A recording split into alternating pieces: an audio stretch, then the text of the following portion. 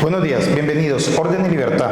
Hoy estamos acá con nuestra amiga Angélica. Ella se sumó en este trabajo que queremos hacer por el Valle del Cauca y hoy ella nos va a contar todo el proceso de ser víctima, porque mucha gente está desinformada de cómo es realmente el proceso para ser reconocido como víctima y sobre todo, el que tú has sufrido violencia en este país y piensas que no eres una víctima. Ella nos va a contar realmente bajo la ley y su conocimiento y su vivencia personal lo que es ser víctima y cuáles son las víctimas que pueden registrarse en este país del conflicto armado. Bueno, Angélica, cuéntanos. Muchas gracias, Misael, por la invitación. Ser víctima del conflicto armado es, hablando ya a título personal, es bastante cruel. Yo llegué a la ciudad de Tuluá viviendo Cundinamarca, Bogotá, hace aproximadamente unos 15 años, siendo víctima del conflicto armado, acá en la ciudad de Tuluá. Lastimosamente, Misael, te cuento que es muy duro llegar siendo víctima, sobre todo cuando usted llega y toca puertas, porque normalmente nosotros llegamos a personería. Personería tenía un personal que no estaba capacitado para atender a las víctimas, que todavía se está viendo. No sabían cómo ayudarnos, nos decían era que esperaran. Nosotros directamente campesinos, pues sin mucho conocimiento de lo que nos estaba pasando y nos estaba afectando, comenzamos a investigar un poco y debido a eso también sacamos pues la ley 1448, o sea, la estudiamos, que es la ley 1448 del 2011, que es la que nos acoge como víctimas del conflicto armado. De allí obviamente hablamos con personería, les dijimos, les pedimos que por favor nos ayudaran y comenzó como este tema de bueno, ¿y qué pasa con las demás víctimas del conflicto armado? ¿Qué está sucediendo con estas víctimas?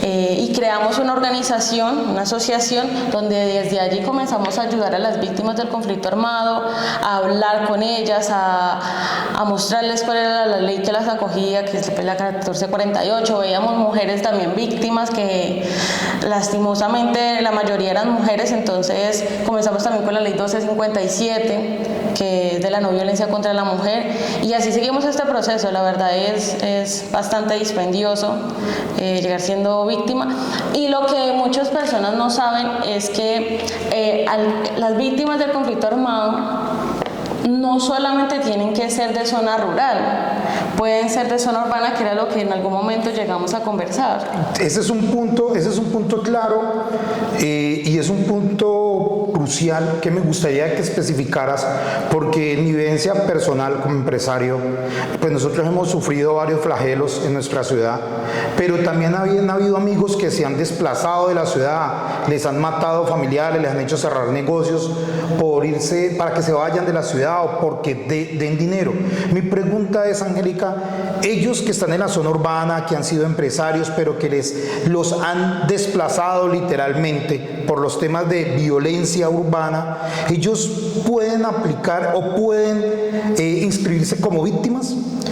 Como víctimas del conflicto armado, sí, pero es directamente dependiendo del rol. Lo que pasa es de que la ley acoge es a las víctimas del conflicto armado ya sea en zona rural o en zona urbana, pero no acoge el tema de el hurto común que hay una diversificación. Y es que las víctimas del conflicto armado, digamos que van del 1985 hasta aproximadamente cuando se firma el acuerdo de paz, ¿cierto? Que están los 5 acuerdos, que fue con el expresidente Santos. Digamos que hasta ahí acoge una ley totalmente diferente, que es la 1448, que nos sigue acogiendo. Pero que cuando definitivamente usted no es víctima del conflicto armado, cuando hay estos actores comunes como lo que es el microtráfico, que pues obviamente hace parte pues de estos actores armados como la FARC, el ELN, bueno, todos estos actores armados, pero ahí como que se o sea, hay una diferenciación entre lo que es tema de conflicto armado y lo que es violencia común, que son pues lo que son bandas delincuenciales comunes, que es totalmente diferente. Acá ya hay una separación y acá es donde nosotros entramos ya a mirar a futuro cuál es la legislación que puede entrar a proteger o a brindarle el apoyo a estas personas que han sido víctimas de estas organizaciones, que se entienden no son actores del conflicto armado, sino que son actores de delincuencia común.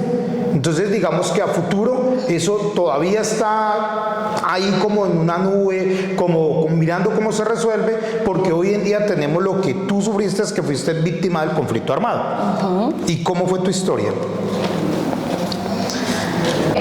Llegar como víctima del conflicto armado es algo bastante cruel y doloroso. Yo llegué de Cundinamarca a Bogotá, acá a la ciudad de Tuluá, y lastimosamente uno no tiene tiempo de llorar, uno no tiene tiempo de coger la ropita, de coger las cosas. Yo me acuerdo simplemente de que mis papás me dijeron como nos vamos ya, saque lo que más pueda. Y salir a la madrugada tipo 3 de la mañana para coger un bus, esperar hasta la terminal para coger un bus para venirnos para Tuluá. Eso fue bastante crítico, bastante fuerte, sobre todo porque cuando uno es niño uno no entiende las cosas. Antes de eso había presenciado el tema de violencia sexual para con mi madre y mi hermana, y fue bastante crítico, bastante doloroso. Ahorita digamos que ya lo puedo decir y ya lo puedo afrontar, pero tuvo que pasar un proceso psicológico, digamos que por muchos años, para ya contar mi historia y que se sepa la verdad de lo que se vivió. Y llegar a Tuluá a buscar, tocar puertas, casi que pedir en las calles, cuando en realidad tú tenías todo. Nosotros teníamos nuestra finca, teníamos nuestro ganado, teníamos todo. Y entonces, digamos que más que lo material era perturbador ver a tu madre llorar todo el tiempo, estar en un colchón, pues mis hermanas y mis padres durmiendo allí. Algo en Bogotá que nosotros decíamos como que, uy, no, eso tan poquito, eso tan pobre es, era como la guapanela y la tostada, que acá en Tuluá es como muy conocido. Nosotros guapanela y tostada allá en Bogotá, no, ¿qué es eso? O sea, chocolate, su buen changua, ¿sí me entiendes? Y llegar acá, no, guapanela con tostada por la mañana, arrocito con tomate al mediodía, y por la noche si había otra vez guapanela con tostada. Entonces digamos que fue un proceso bastante fuerte. Mi mamá comenzó a tocar puertas, y en ese tocar puertas comenzamos a crear como una organización donde habla un poco sobre el tema del conflicto armado, donde habla un poco de la ley 1448 del 2011, que es la que acoge a las víctimas del conflicto armado, la ley 1257 de la no violencia contra la mujer, porque eso también se veía muchísimo el tema de la violencia sexual. Y construir de nuevo otra vez esa fase de decir como las personas no son malas, tenemos es que seguir pensando en que las personas no son malas, en que esto es lo que nos pasó, esta es nuestra historia, esta es nuestra verdad, que se sepa lo que en realidad vivimos, y comenzar de nuevo.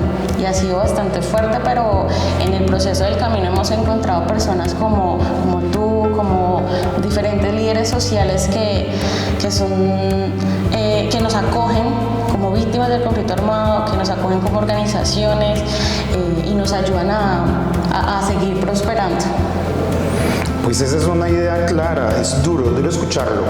Pues te comento algo acá, algo aquí personal que no mucha gente lo sabe. La familia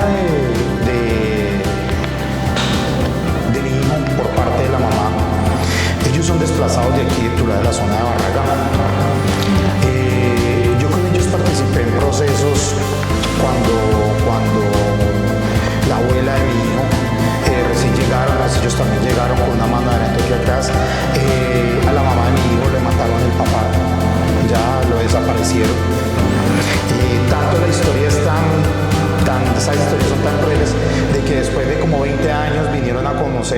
hermano, ya que tenían un hermano al otro lado de la montaña, hacia el lado del Tolima. Pues por todo este tema del conflicto armado, pues obviamente las familias se separan.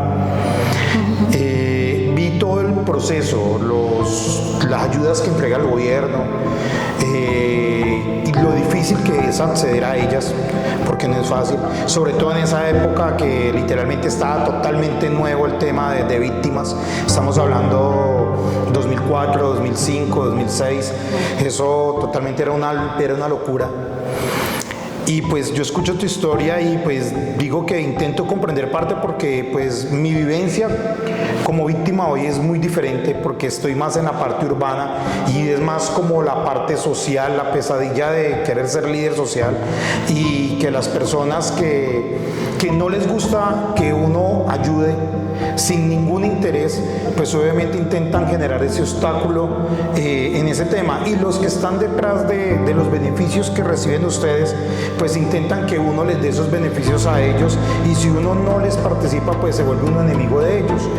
Esta es nuestra Colombia y es duro, y yo comprendo tu punto. Espero que ustedes también entiendan ese punto, y que cuando conozcan a alguien que de pronto diga que es desplazado, que es víctima, pues no lo estigmaticen por eso, ábranle las puertas y ayúdenle, porque ustedes no saben realmente esa persona las ganas que tiene de salir adelante, y lo más importante, todo lo que le arrebataron, porque a veces nos fijamos en que la persona hoy en día es desplazada o se cataloga o reconocida como víctima, y nosotros pensamos que es una persona que lo necesita todo.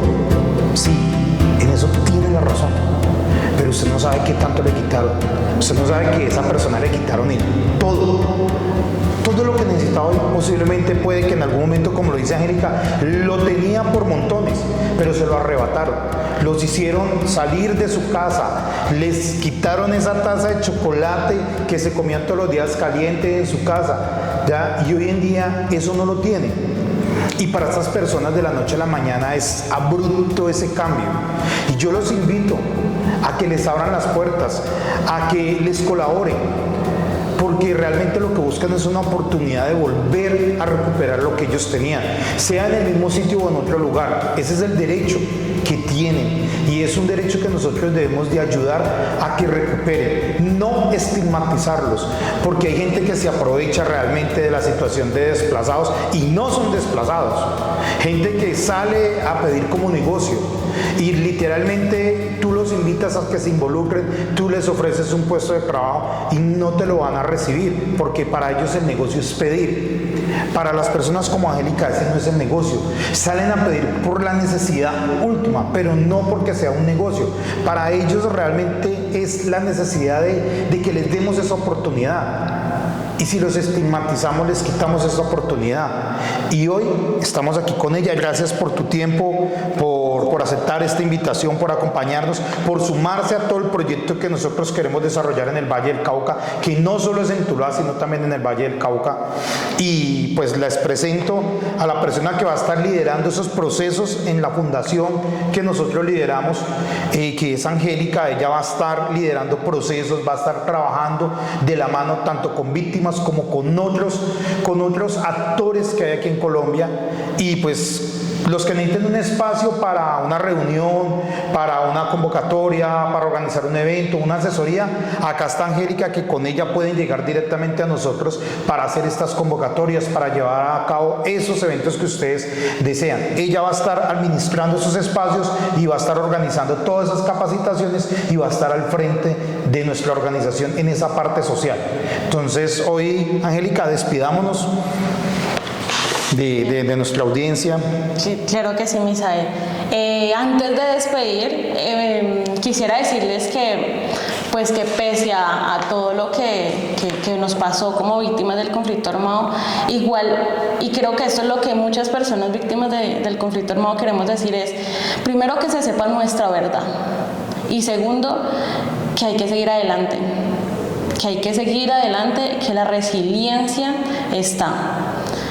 Ahora soy contadora pública, pertenezco a las diferentes organizaciones sociales, pertenezco a la mesa de víctimas, Y lo que dice Misael es muy cierto, voy a estar muy pendiente y trabajando junto con Misael, junto con el proyecto, por mucho más en cuanto a las víctimas del conflicto armado, en cuanto a los proyectos sociales, en cuanto a los jóvenes. Hay mucho que garantizarle a este país de Colombia que nos necesita. Muchísimas gracias y un abrazo.